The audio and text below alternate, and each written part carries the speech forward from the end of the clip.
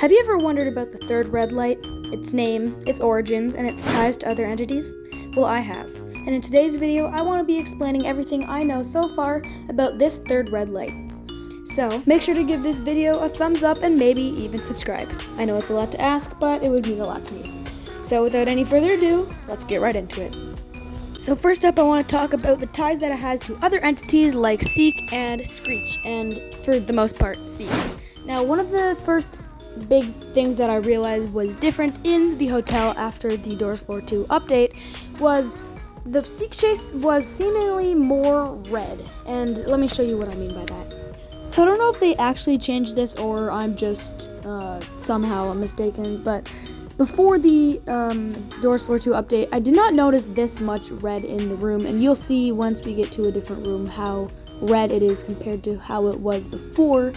I think, like around here, it is very, very red, and I don't know if you can even see it that well on the video, but to me it was way more red than it was before, and kind of just tying in Seek and the third red light together of kind of the first time that we see it like we see Guiding Light in its sort of almost physical form, even though the physical form is pretty much just sparkles.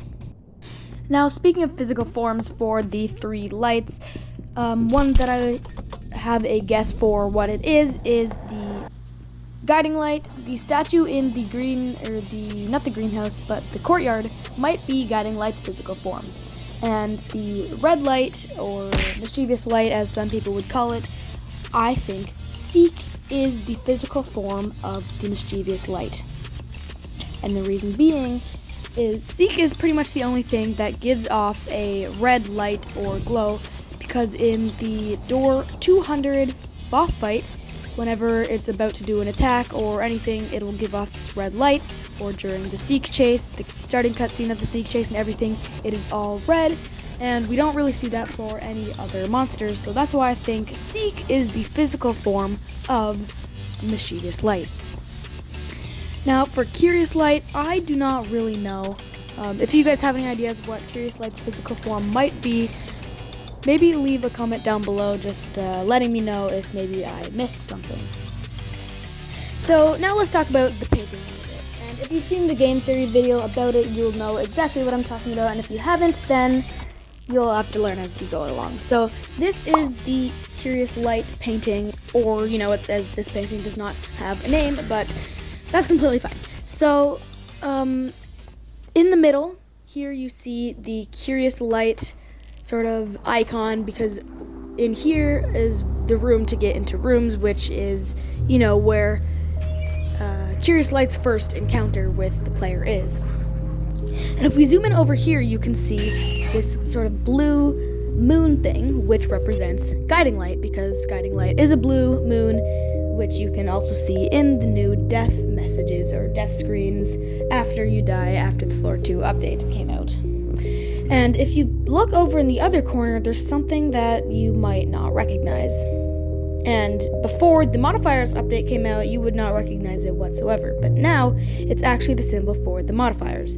But because it is shown in the painting along with the other lights, that sort of symbolizes that it is another light. So the community has been calling it mischievous light. It could be angry light. It could be evil light. It could be just called modifier. But yeah, another time that we've seen mischievous light in its light form is when you come into this room. When you're using modifiers, it actually blocks off this gate telling you that you cannot go here. So, how Guiding Light can show you where things are. Curious Light, I don't really know, but mischievous light can block areas off.